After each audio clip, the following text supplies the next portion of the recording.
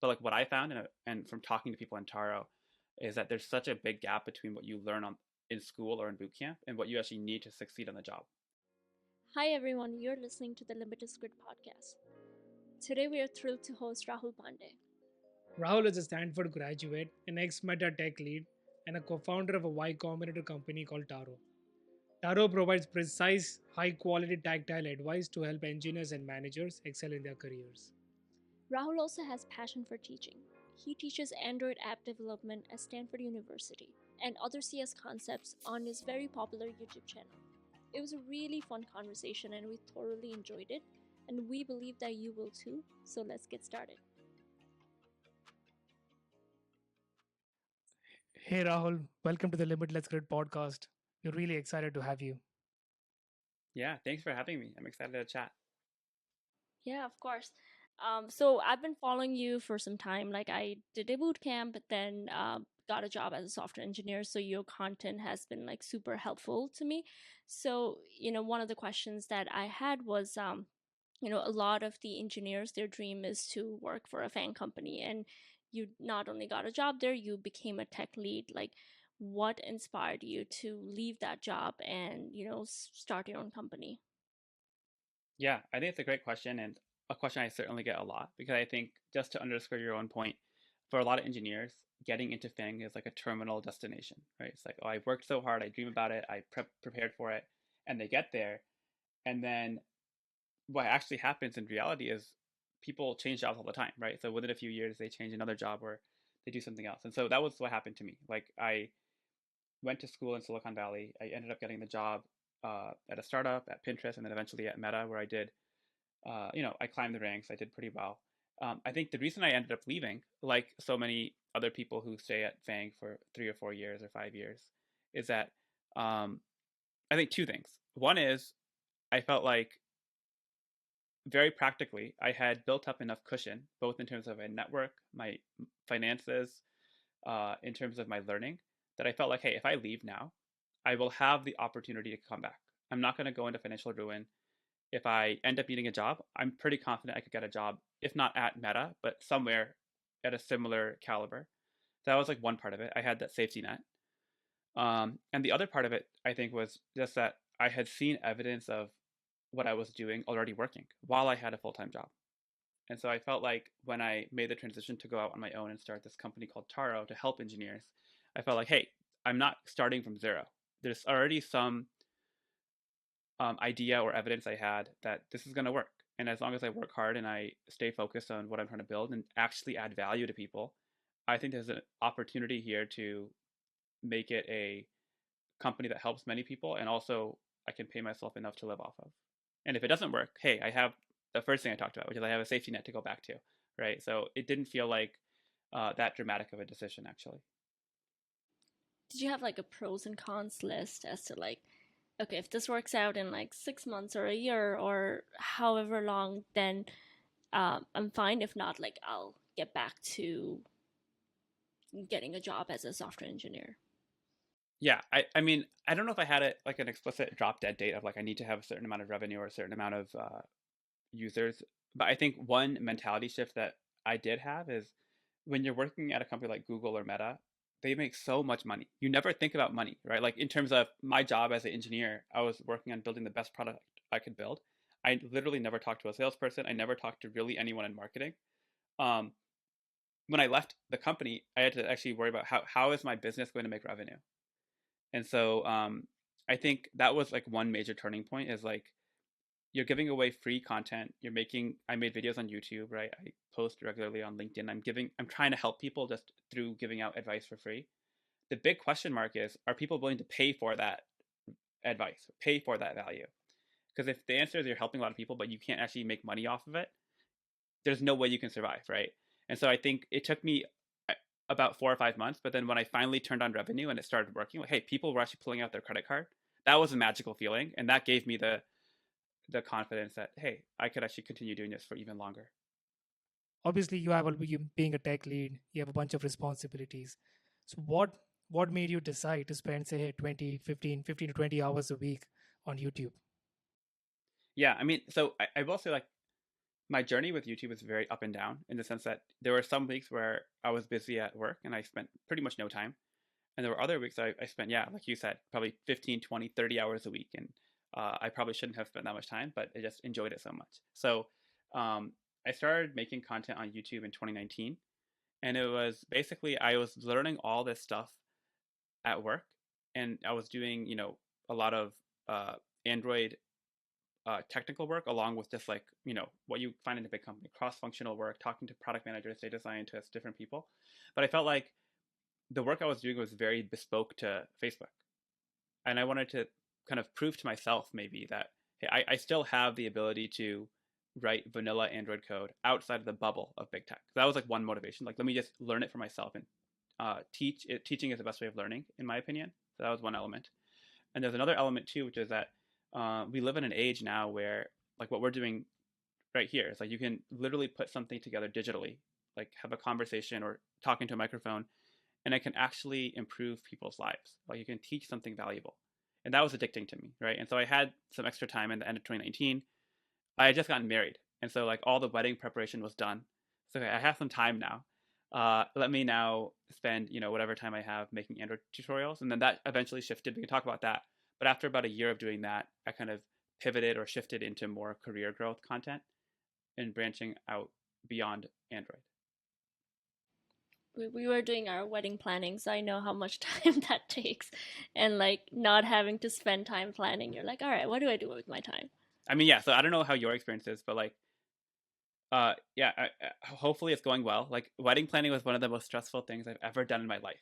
And so I think, when it was over, I had this big void. I was like, wow, I have like literally all this time. I mean, to be fair, my wife did most of the work, so I shouldn't really be complaining. But I just felt like, wow, I have all of this stress and time that I don't have to deal with anymore. And so that gave me this push to, okay, I can actually start doing other things with my life outside of my day job. And also like with YouTube, I would say like finding your 1,000 true fans initially is like one of the hardest things. You have such a great community and so many people follow you for advice. And initially when you started, like how did you go about like creating that community? So I think when I started out on YouTube, to be honest, I didn't think about that. And in fact, I think for people who are starting out on YouTube, I talk to people all the time who are like, oh, I want to have a YouTube channel as well. My advice to them is don't worry too much about how people will find you or if your content is good enough or any of that. When you're starting out for the first maybe 3 months, 6 months, even 1 year, put up this focus on quantity over quality. That's what I tell people. And so I think that was kind of the mentality I had too. It's like, let me just put out content. There's so much that goes into building a good tutorial, like scripting, editing, figuring out what content you want to teach, putting up a thumbnail. There's so much that goes into it, and you're not going to be good initially. But like, I was not good. I look back at my videos and they were so bad. And so I tell people just like, don't worry about 1,000 true fans for two reasons. Number one, you need time to get better. And number two, I think that's the magic of these platforms like YouTube and LinkedIn is that if people resonate with your content, it will magically just get shared with more and more people, right? I think podcasting is very different. So like, I think what you guys are doing is very challenging because you don't really have the same, it's much harder to go viral with a podcast, but like with YouTube, LinkedIn, Twitter, a lot of these other platforms that I'm more active on, I think you have this really amazing functionality built in, which is that if you're doing good and you're consistent about posting good stuff out there, the 1,000 true fans will find you. You don't have to find them. And that was, I think, part of the motivation for me as well. It's the consistency. Yeah, I think when you're starting out, like by far the most important thing is just show up every week, or pick a cadence. Like for me, it was every week, like every Thursday, I publish a YouTube video. But depending on like how much time you have, just like if it's twice a week, show up every week, twice a week. If it's once a month, show up every month, once a month. That's going to be a much more important factor in your success compared to like, oh, I want this video to be perfect or this podcast to be perfect, because it's never going to be perfect, right? You have to ship it. I mean, when I started out on YouTube, I literally didn't know any other people who consistently made YouTube videos as part of their job or even as a hobby. So like it was a very, very foreign world to me. But I think one of the things that happens is that if, like, again, going back to this idea of consistency and quantity over quality, if you show up and you put yourself out there, I think it's not that hard to infiltrate some of the circles where you can start to actually become friends, or at least talk to the people who are involved and doing quite well. And that's what happened. There were like two major inflection points when it came to YouTube. One is there's a channel called Free Code Camp. I'm not sure if you've heard of them, but they're a huge coding channel on YouTube. And the way they operate is they don't actually have original content. What they do is they'll reach out or they'll collaborate with other tech YouTubers who are making a tutorial. And if your quality is good enough, they'll basically repost your content on their channel. And they don't pay you anything, but they have like 4 or 5 million subscribers. So it's a massive, massive channel for distribution. So I think after I had been doing content and tutorials on YouTube for I forget how long, maybe like 9 or 10 months. I'd been at it for a while. Then I felt, okay, I'm good enough. I feel like I can match the quality or exceed the quality of what they need on Free Code Camp. And so I reached out to them. I was able to get one tutorial published, and that was like a huge turning point or jumping off point for my channel. On the day it got published, I had like a massive number of subscribers and views that I gained that day. That was one inflection point. And the other one was I had a collaboration with someone named Clement, who's another tech YouTuber, and he does a lot of interview prep content. And this was maybe a year after that. So it's like kind of over the course of 2 years. And then that video did really well too. I talked about my experience being a tech lead and a staff engineer at Meta. And I think that worked out really well. And again, that was a huge turning point, like the second inflection point, which is where I got discovered by his audience, and tons of people came over and discovered me through that. So Clement did the same boot camp that I did, and he did Full Stack Academy. I did Grace Hopper, and a lot of people who like come out of boot camp like follow Hugh and Clement, and I'm in my first job as a software engineer. So for someone like me, right, who wants to do better in my job, do you have any advice as to how to go about, progressing in our jobs and like doing better? I have tons of advice. And in fact, that's like the whole reason I started Taro, right? It's like there's so much out there that I think I'm not sure your experience exactly, but you learn all this stuff in boot camp. And you might, okay, I know how to I know this framework. I know how to plug this API with this other API, right? And those are valuable skills. But like what I found and from talking to people in Taro is that there's such a big gap between what you learn in school or in boot camp and what you actually need to succeed on the job. And that's there's so much that you need, which is actually not just generic advice. So I'll tell you a couple things that I think have been broadly helpful, but I think a lot of it is really contextual. Like, where are you in your career? What do you feel you're strong at? Where do you think you need more opportunity? And then based on that, there can be really contextual advice for you. And that's, I think, why I felt like there's an opportunity to build a company here, right? If there was here, watch this video and it'll solve all your problems, then there's no company to build, right? Like, there has to be some sort of flywheel effect of having contextually relevant, personalized advice. So I think that's like the preamble. To actually directly answer your question about, hey, what advice do I have? I think, just speaking in generalities, I think one pattern I've noticed is that people who graduate from a boot camp who do the best are people who aggressively seek feedback. So I think, it's easy, especially in a corporate world where, you obviously want to have a positive relationship with your colleagues, right?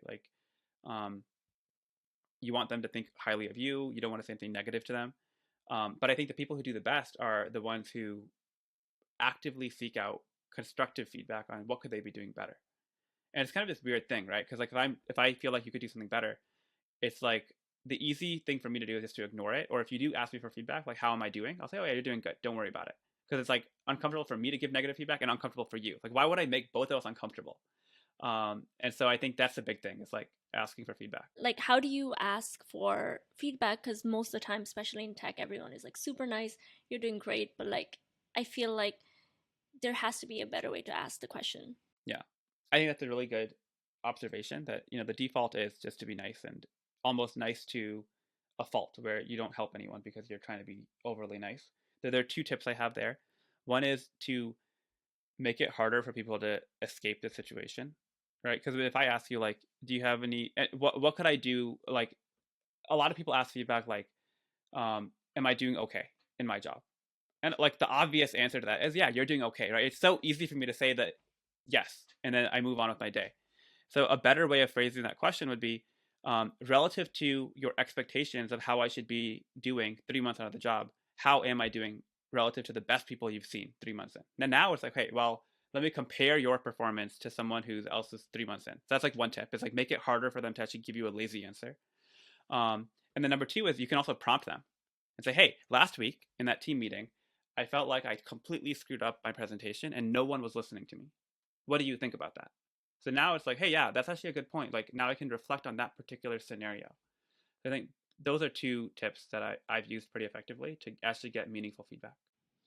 Taro's pretty good. I use it. In terms as like the founder of Taro, like what's your goal with that company? Like in like a year from now or 2 year from now, what do you want to achieve with the company? Yeah, I mean, I think the idea with Taro is that right now we're starting with software engineers, but like I think in the 5 or 10 year time horizon, I want it to actually be for every knowledge worker out there. They can come to Taro for credible advice. So in the 1 or 2 year time horizon, we're not going to get there. I think we really want to be laser focused on software engineers and how can we make their lives better. So the ambition in the 1 or 2 year time period is no matter if you're at a, they're kind of like three main axes upon which I think about software engineers. It's like, what level are you? What company are you at? Like, how big is it? And maybe where you live. And my advice or mentorship to you is going to be dictated a lot by those three inputs. And so depending on all of those inputs, I want to be able to give you really tactical advice, hyper practical advice that you can apply right now today to make you get promoted faster, get onboarded quicker, feel more confident in your job. And so we do that primarily through like a Q&A forum. We do it through live events. We do it through member interaction. And so that's kind of what I imagine we'll continue doing for the next year is like making programs and software to make that a lot easier. Yeah. Blind is also a similar community based app. One thing that I've noticed between two is that the number of comments in Taro are quite fewer than Blind, and Blind has a lot of rude, nonsensical comments as well. So what what are the other differentiating points between these two community based platforms? Yeah, I think Blind is a great example of it's a thriving ecosystem of people who are largely in tech being really transparent about here's what I think. But I think that the anonymity of it is what leads to a lot of the negativity, right? Like the kind of person who will be willing to say something anonymously without really attaching any reputation or credibility behind it, that will lead to a very different tenor of conversation compared to like what we're having now, which is like our faces and our names are attached to this. We're going to have to stake our reputation behind everything we say.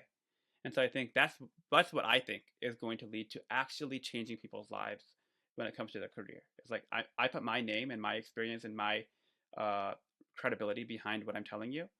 And if everyone does that, we actually come up with, I think it'll be lower in quantity, like you said, in terms of the amount of discussion, but the quality of the discussion will be dramatically higher. And not only higher quality, but also much more useful. So that's kind of how I think about the difference between Blind and Taro. I also wanted to ask you, like a lot of software engineers will like listen to this podcast, and they are like a lot of them are like entrepreneurial in spirit, and you got into Y-Combinator, and I think the acceptance rate is like 1.5 or 2% of all the applicants that apply.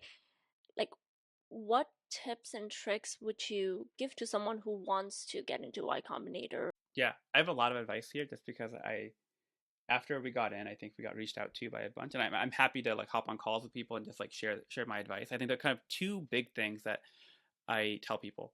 One is the very first question that you get in the Y-Combinator application and also in the live interview. And frankly, the first question you're going to get from any investor is, tell me what you do, right? It sounds obvious. Tell me what does your company actually do? And I think you'll be surprised.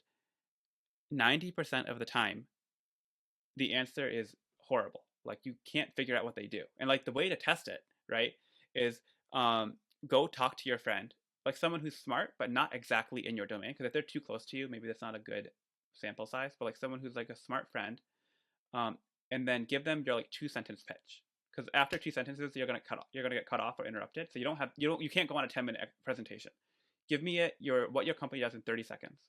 And then once you complete your explanation, ask your friend, okay, say it in your own words. What does my company do? And I tried that. So we applied to Y-Combinator twice. We got rejected the first time. And I feel like the first time we did that, and like people couldn't tell me what my company did, even though I told them like 2 minutes before. It's like clearly the words I'm using are too high level or not concrete enough to actually give people an idea of like, am I even building a mobile app or a web app, or am I building an AI tool? Like people had no idea. And so I think that's like number one, is like just be very, very concrete on what does your company actually do. That's tip number one. And the other tip I would say is um, be very specific about who are you targeting first. Okay, I think a lot of people have this very grand vision, which is good, about like, oh, I'm going to change 1 billion people's lives, and 1 billion people are going to use my product, and it's going to make everyone in the world happy. But I think that's not very compelling as an investor. I think you need to say, hey, today we're starting out with electricians in the San Jose area who are overloaded with too many contracts, and we're going to build a software solution for those people. Like literally 100 people in this area, we're going to have the best solution in the world for them. Now I think you have a lot more credibility, because like, yeah, you probably know plumber or electricians in San Jose, and I believe you when you say, yeah, I'm going to actually make their life better. Where if you tell me I'm going to help 1 billion people, yeah, that might be a good idea, or like you might have a good intention, but I don't believe you, and then I'm not going to invest in you. So those are kind of the two things that I feel like distinguish a better applicant from a worse applicant. So instead of going too broad or too being too vague, like narrowing it down into a particular demographic, saying how can I improve their Yeah, lives, and then going up from there. exactly. And I think not only is it about being very specific about attacking a particular demographic, but also explaining why do you have a unique ability to serve them. Like maybe I was an electrician in San Jose, and therefore I know all the electricians in that area. That's like a really good answer. Hey, like you're the perfect person in the world to solve their problem. Whereas if I say, hey, like I'm gonna go help teenage moms in South Africa. Like that's a very good problem to solve. But I am not the person to solve that problem, because I don't know any teen moms in South Africa, right? And so you have to be able to tell me why you're able to do it uniquely, and how you're the best person in the world to solve that problem. Also, with something like Y-Combinator, do you think like you having credibility with working in FANG companies and also going to Stanford, do you think that helped, or do you think it's purely based on like your product and like your niche market? I think it helps a lot.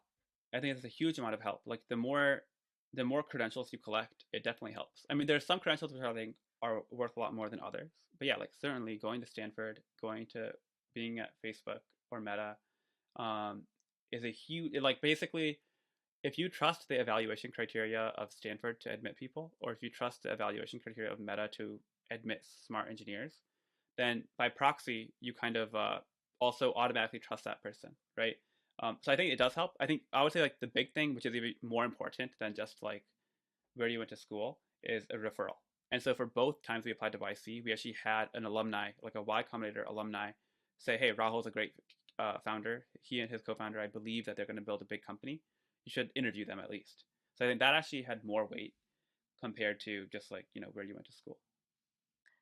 One more question. Sorry, I'm asking so Yeah. much about Y-Combinator. But if someone who's listening and they don't have a network like yours, and if they wanted a referral, like what do you think would be the best way to get that? Yeah. Well, I think the beauty of Silicon Valley or tech in general is I think it's actually not that hard to build a referral or a network around you, right? I think the way you do that is like how we set this up, right? Like show me that you have a track record of putting out content and you've done something meaningful. Like show me an app that you've built, and then uh, send me a message or send anyone a message and say, hey, you feel you have like a really interesting background. I think you would be uniquely able to give me feedback or advice. I'd love to hop on a call with you for 20 minutes to show you what I've been working on and get your thoughts, right? And I think a lot of people, I mean, not everyone's going to reply to that message, but a lot of people will reply. And then once you've done that enough, then you're going to have kind of by default a really amazing network of people who can then advocate for you and recommend you to programs like YC.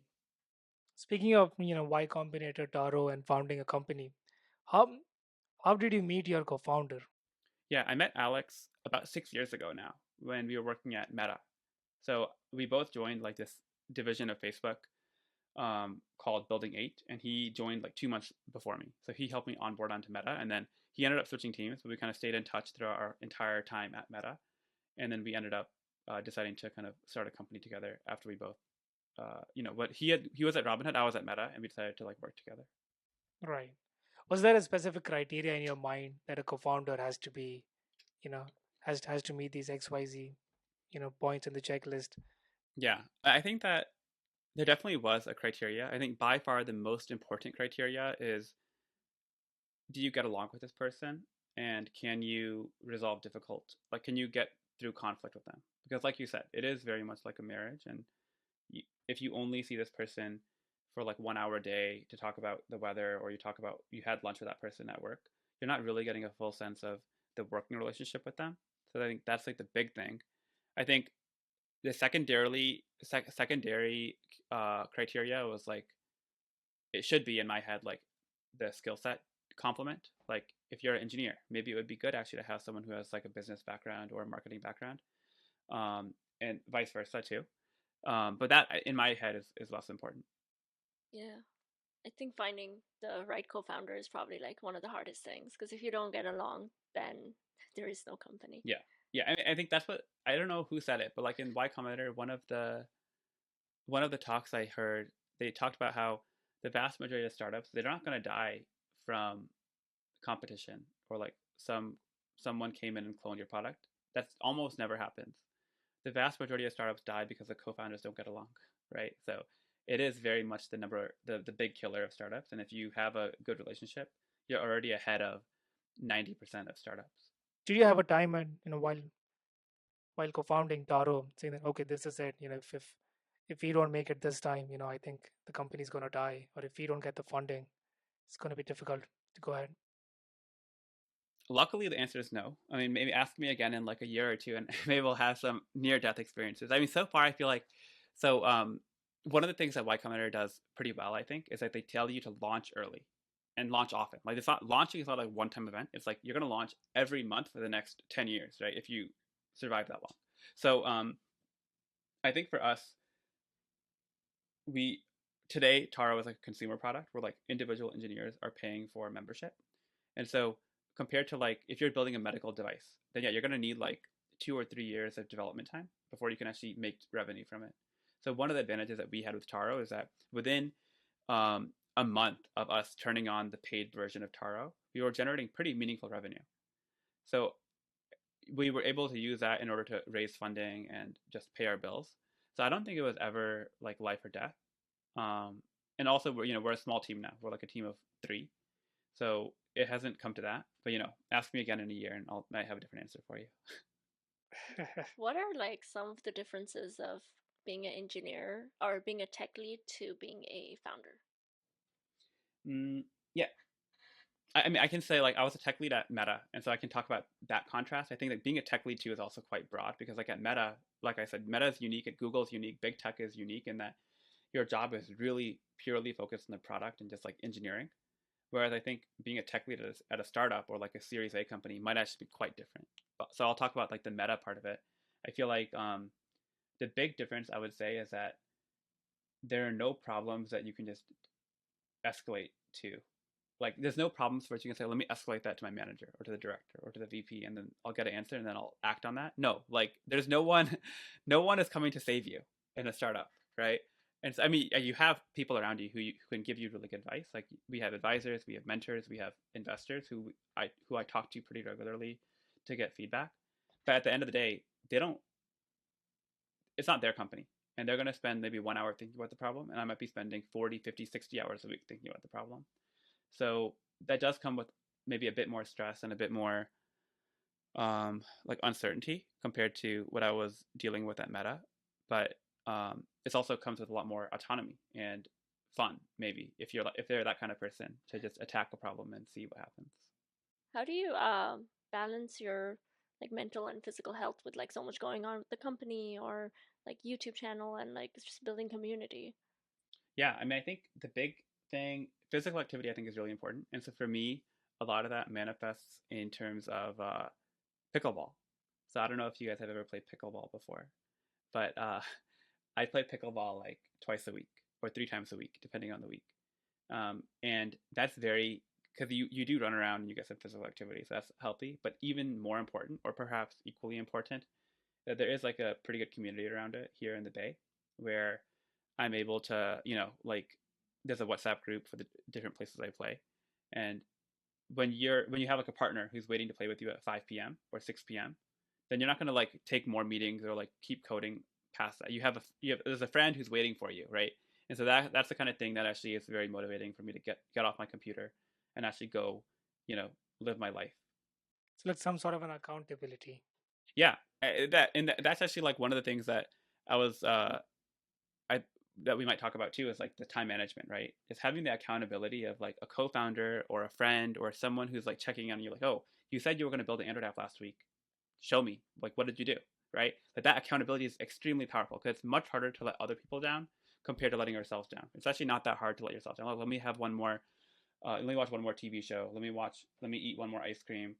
But if you have like a friend who's watching you do that, yeah, you're going to be shamed into actually doing the work. So I think that's been very helpful for pickleball and for getting work done. So with like everything you know now and with the current job market, like if someone is just like graduating college now and they're looking to find a new job, like what advice would you give? Yeah, I feel like right now it is a very difficult time to be job hunting, just because like in my working career, and I think for all three of us, it's never been this bad actually. Like the last time it might have been this bad was 08, but none of us were working at that point. So I think that having a network of people who can advocate for you and like maybe give you a referral, that is more important than ever. And what that means is if you are in school or if you're working somewhere and you are afraid you might be laid off, I think just making sure that you spend time actually cultivating your network and talking to people, understanding what opportunities are available out there, and not just about understanding opportunities that are available, just genuinely being curious about other people and like what are they doing, how are they navigating their career, what are they interested in. I think that actually ends up being the most important thing for your own career and landing a job, because those are the people who can then give you, your foot in the door for other opportunities. It's great chatting with you. Thanks for being so honest with like the process for Y-Combinator or like working at Fang. I think I learned a lot. Yeah. Yeah, I feel like a lot of this advice is like you have to just know people, or you have to have like someone, a friend or a friend of a friend. But I feel like a lot of this is actually not that hard to find if you just talk to the right people. So hopefully, if it's helpful for anyone, I'm happy to chat with them. Also, just reach out on LinkedIn or whatever, and we can chat.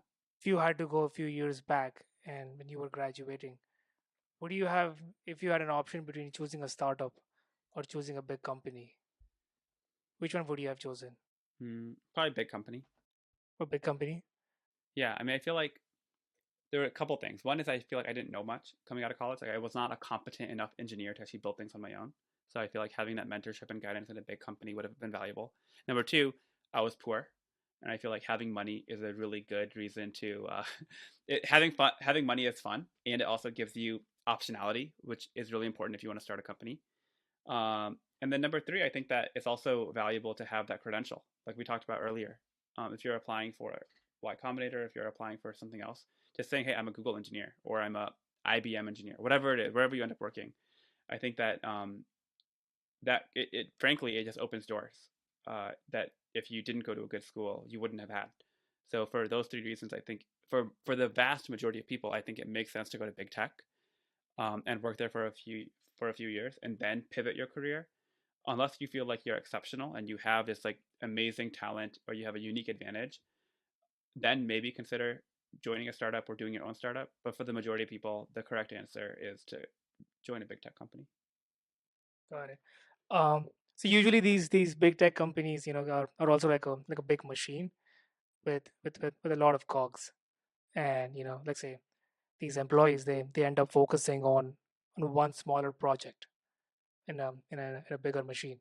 So it's kind of a limited, view or limited experience that these employees get, as opposed to working in a startup where you have to be like a jack of all trades, so to say. That's true.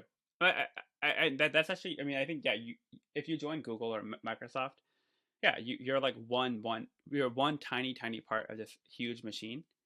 But when you're starting out your career, it's actually pretty nice to be a cog in the machine because like you get to understand how to do your job really well, and you can actually also learn from the other machinery parts around you. Like, oh, there's like this other part of the machine, and the person who's operating that part of the machine is really really good at their job.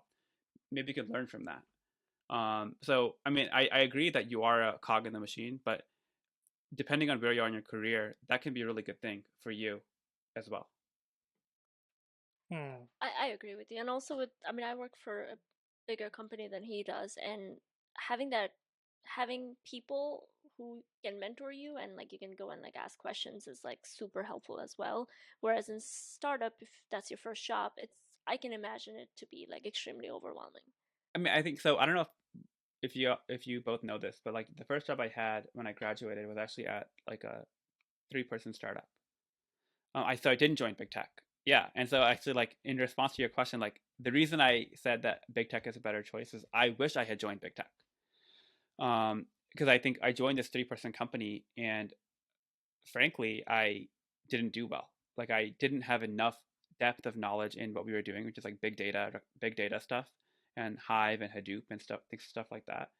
I just didn't feel like I was independent enough to really add value in the way that they were hoping and the way I was hoping. So yeah, probably in retrospect, I would have actually learned a lot more, made a lot more money, and just overall done better if I had joined Google back in 2014. Yeah. Yeah, I can't even imagine like your first job being a startup with like 3 people. I would probably be extremely overwhelmed. Yeah, I mean, the thing is, like, I feel like I'm overwhelmed now too, but I feel like I have enough tools in my toolkit that I can do stuff about being overwhelmed. The issue was back in 2014, I was overwhelmed, but I didn't have the tools to actually do productive work, which is the worst feeling of all because now you're like stuck in like, I have so much work and I literally don't know how to do it. And that's the worst feeling of all. So, yeah, it wasn't really a good experience. Yeah, completely understand. Well, this has been a wonderful conversation. Thank you. I know you're like super busy, but thank you for like giving us your time and just sharing your knowledge. Yeah, no, it was super fun for me to chat with both of you. Thanks for having me.